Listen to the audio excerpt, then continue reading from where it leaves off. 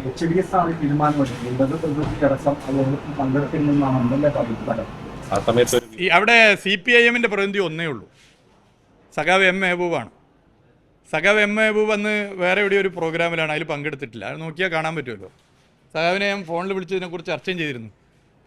10-30 kilometre അപ്പുറത്തുനിന്ന് ഉള്ള ഒരാൾക്ക് ഇപ്പുറത്ത് പങ്കെടുക്കാൻ ഇത് എന്താ പറയുക, വേറൊരു പേരുണ്ടല്ലോ, എല്ലാ സ്ഥലത്തും ഒരുപോലെ കാണുന്നത്, അങ്ങനൊരു വ്യക്തിയല്ലല്ലോ. അപ്പോൾ ഏത് CPM പ്രതിനിധിയാണ് പങ്കെടുത്തത്? CPM പ്രതിനിധി പങ്കെടുത്തിട്ടില്ല. അപ്പോൾ CPIM-ൻ്റെ പ്രതിനിധി ഇതിനകത്ത് പങ്കെടുത്തിട്ടില്ല. പിന്നെ ഇത്തരമൊരു തീരുമാനമൊക്കെ എടുക്കുമ്പോഴേ ജനങ്ങൾ തിരഞ്ഞെടുത്ത MLA-മാരുണ്ട്, 13 പേരുണ്ട്.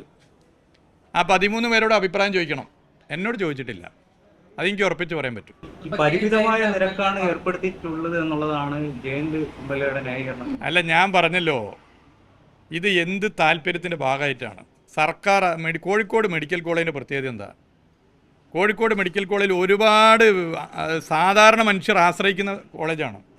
അവിടെ ഇതുവരെയും ഏർപ്പെടുത്താത്ത ഒരു ഫീസ് ഏർപ്പെടുത്തിയാൽ അത് ജനങ്ങൾ ബുദ്ധിമുട്ടും. ഇന്നലെ തന്നെ നിങ്ങൾ കണ്ടില്ല, സമരസ്ഥലത്ത് വന്നവർ കണ്ടില്ലേ എന്തൊരു പ്രതികരണമാണ് ജനങ്ങൾ നടത്തിയത്, എന്തൊരു ആവേശമായിരുന്നു നിർത്തിവെച്ചു എന്ന് പറഞ്ഞപ്പോൾ.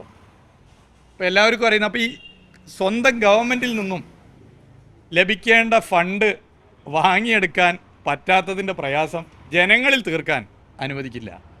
അതൊക്കെ UDF ഗവൺമെൻറ്റിൽ നിന്നും പണം വാങ്ങണം. മെഡിക്കൽ കോളേജുകളിൽ നിന്നൊക്കെ ഏറ്റവും കുറഞ്ഞ സംഖ്യയാണ് നിലവിൽ ഇപ്പോൾ പോലും മറ്റ് സർക്കാർ മെഡിക്കൽ കോളേജുകളിൽ നിന്നും ഏറ്റവും കുറവാണ് എന്നാണ് പറയുന്നത്. മാത്രമല്ല, അവിടെ ഒന്നും നടക്കുന്നില്ല, എല്ലാം പുറത്തേക്ക് എഴുതുകയായിരുന്നു. ആ ഏജന്റ് വാങ്ങാനുള്ള പണം മാത്രമാണ് ശേഖരിക്കുന്നതെന്നാണ് അദ്ദേഹം പറയുന്നത്. കോഴിക്കോട് മെഡിക്കൽ കോളേജിൽ ഇതിനു മുമ്പ് ശ്രമങ്ങളുണ്ടായിട്ട്, ഈ 10 കൊല്ലം LDF ഭരിച്ചപ്പോൾ അല്ല, അതിന് മുമ്പ് ശ്രമം നടത്തിയിരുന്നു. ആ ശ്രമമൊക്കെ അന്ന് ചേർത്ത് ഒപ്പിച്ച കോഴിക്കോട് മെഡിക്കൽ കോളേജിൽ ഇത് അനുവദിച്ചിട്ടില്ല. കോഴിക്കോട് മെഡിക്കൽ കോളേജിൽ ഇത് സൗജന്യമായി കൊടുക്കേണ്ടതാണല്ലോ. അതിന് ഗവൺമെൻറ് പൈസ കൊടുക്കണം. UDF ഗവൺമെൻറ് അതിന് പൈസ കൊടുക്കാൻ തയ്യാറാകാത്തതിന് നാട്ടുകാരുടെ അടുത്ത് പൈസ പിരിക്കാറിഞ്ഞ് അംഗീകരിക്കാൻ പറ്റും?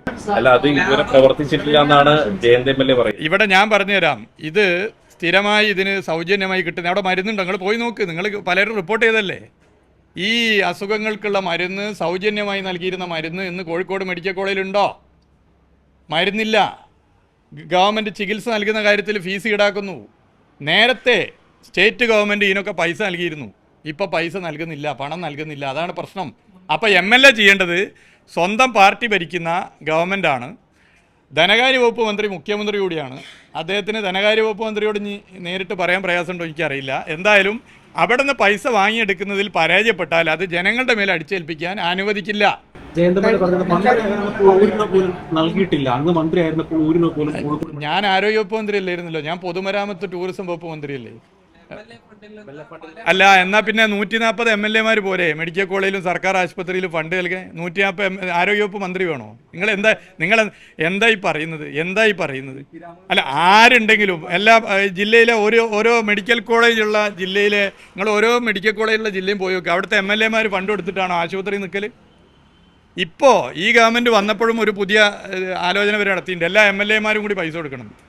എല്ലാ MLA-മാരും ഒരു കാലത്തും കോഴിക്കോട് മെഡിക്കൽ കോളേജിന് പൈസ കൊടുത്തിട്ടില്ല. മെഡിക്കൽ കോളേജിന് പണം കൊടുക്കേണ്ടത് ആരോഗ്യവകുപ്പാണ്, സ്റ്റേറ്റ് ഗവൺമെൻറ്റാണ്. ആ സ്റ്റേറ്റ് ഗവൺമെൻറ് കോഴിക്കോട് മെഡിക്കൽ കോളേജിനോട് കാണിക്കുന്ന അവഗണന, അതിന് പരിഹാരം കാണാൻ ശക്തമായ നിലപാട് സ്വീകരിക്കാൻ പറ്റാത്തതിൻ്റെ പ്രശ്നം, നാട്ടിലെ പാവം ജനങ്ങളുടെ പൈസ ഈടാക്കാൻ അവരെ പിഴിയാൻ നോക്കിയാൽ അത് അനുവദിക്കില്ല. നിങ്ങൾക്കിപ്പോൾ എന്താ വേണ്ടത്? അവിടെ എല്ലായിടത്തും പൈസ ഈടാക്കണോ? അല്ല, ഞാൻ ചോദിക്കട്ടെ.